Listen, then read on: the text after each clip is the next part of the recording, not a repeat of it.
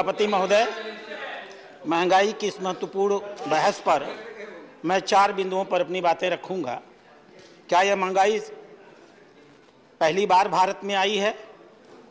क्या भारत के भाजपा शासित राज्यों और गैर भाजपा राज्यों के बीच में महंगाई एक सी है? क्या भारत का विकास इससे प्रभावित हुआ है? और महंगाई को लेकर ये तथाकथित नेता ज़्यादा समझदार हैं या इस देश की जनता ज़्यादा समझदार है?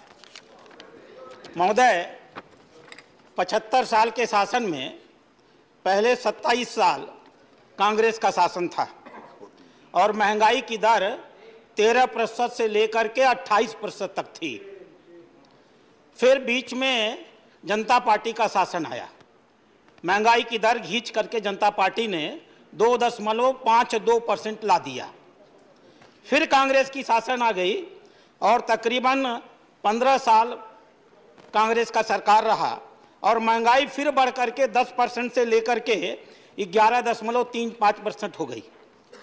उसके बाद फिर अटल जी की सरकार आई और अटल जी की सरकार में महंगाई 99 में 4.67, 2000 में 4.01, 2001 में 3.75, 2002 में 4.3, 2004 में 3.77, यानी फिर भाजपा की सरकार आते मान महंगाई घट गई। फिर एक अर्थशास्त्री प्रधानमंत्री बन करके हम लोगों के बीच में आए।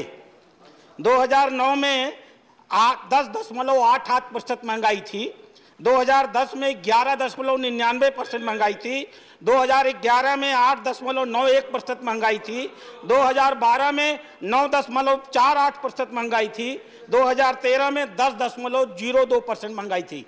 ये एक अर्थशास्त्री प्रधानमंत्री के दौरान इस देश की महंगाई थी। और फिर आए चाय बेचने वाले हमारे प्रधानमंत्री, जिन पर आज पूरा देश गर्व करता है। कबीरदास ने लिखा, पोथी पढ़ पढ़ जग मुआ, पंडित भयानक होए, ढाई आखर पीऊ का, पढ़े सो पंडित होए।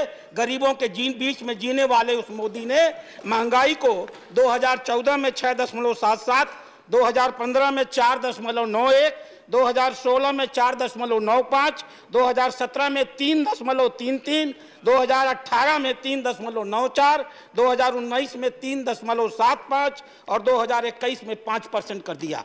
यह कार्यकाल था माननीय मोदी जी का, पिछले 8 सालों का ऐतिहासिक कार्यकाल है। मैं अपने छात्र जीवन में सुनता था, जब जब कांग्रेस आई है कमर तोड़ महंगाई है। अब समझ में आता है, ये आंकड़े बताते हैं कि सच्चाई क्या है। अध्यक्ष महोदय, दूसरी चीज, आज के दिन जो वर्तमान की महंगाई है, उत्तर प्रदेश में भाजपा का शासन, महंगाई 6.7, देश का एवरेज 7.1, उत्तर प्रदेश में 6.7%, उत्तराखंड में भाजपा का शासन, महंगाई की दर 6.04%, मध्य प्रदेश में भाजपा का शासन थोड़ी सी ज्यादा है, महंगाई 7.16%, बिहार में भाजपा की सम्मिलित सरकार, महंगाई है 5.97% और गैर शासित भाजपा राज्यों में तेलंगाना 10.05, पुडुचेरी 10.09, राजस्थान 7.79, उड़ीसा 7.71, आंध्र प्रदेश 8.63, लक्षद्वीप 9.6, महाराष्ट्र अभी हमारी सरकार के पहले का यह आंकड़ा है 8.52। यानी देश में 7.1 महंगाई के बावजूद इस देश में जितने भाजपा शासित राज्य हैं सब में महंगाई बहुत कम है और जितने भी गैर भाजपा शासित राज्य हैं सब में महंगाई बहुत ज्यादा है। अध्यक्ष महोदय, तीसरी बात मैं आंकड़ों से ही कहूंगा। वर्ल्ड बैंक की रिपोर्ट आई है, दुनिया में विकास की दर 4.8%, अरब देश में 1.6%, पूर्वी एशिया और जापान में 5.5%, लैटिन अमेरिका और कैरेबिया में 5.8%, यूके में 7%, यूएसए में 5.5%, रूस में -2.8%, इटली में 7.3%। अध्यक्ष महोदय, भारत की विकास की दर 22 मार्च 2022 के वर्ल्ड बैंक की रिपोर्ट के हिसाब से दुनिया में सबसे अधिक 7.9% की रिकॉर्ड है और यह वर्ल्ड बैंक की ऑफिशियल रिपोर्ट है। और अंतिम बात, महंगाई इनको दिखती है, जनता को नहीं। कारण क्या है? वर्ल्ड बैंक मैंने बताया आपको। अब सुनिए, पढ़िए, थोड़ा बहुत सोच खोज लीजिए। मैंने बताया आपको वर्ल्ड बैंक, फिर भी आप न पढ़ना चाहें तो कोई कुछ नहीं कर सकता।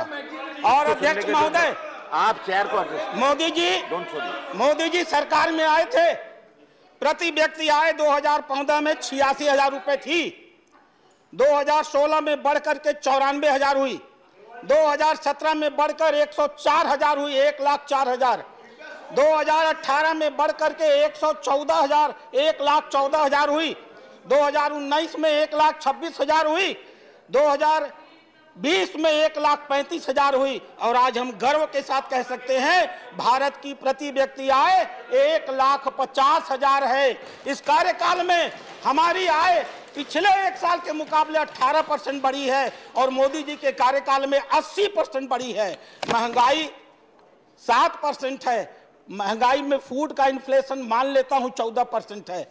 आय की इनकम पिछले एक साल की 18.5% है, और यही कारण है हमारे देश के नागरिक इस बात को जानते हैं। हमारे पास एक ऐसा प्रधानमंत्री है जो अनवरत इस बात के लिए काम करता है कि कैसे इस देश के गरीब नागरिक को उसकी गरीबी का एहसास न हो जाने दिया जाए। दुनिया आज मोदी इकोनॉमिक्स के बारे में पढ़ रही है। कौन सा वो तरीका है? कोरोना में इतनी समस्या आई, इस देश का एक भी गरीब निकल करके सड़क पर नहीं आया। खर्चे सिर्फ अनाज के नहीं होते, खर्चे मकान के होते हैं जो मोदी जी ने दिया, खर्चे बिजली के होते हैं जो मोदी जी ने दिया, खर्चे पढ़ाई के होते हैं जो मोदी जी ने दिया, खर्चे इलाज के होते हैं जो मोदी जी ने दिया, खर्चे अनाज के होते हैं जो मोदी जी ने इतना दिया कि लोग अपने घरों में रख नहीं पा रहे हैं। मैं इस पूरी बहस को एक शुद्ध राजनीतिक बहस करता हुआ कंडेम करता हूं।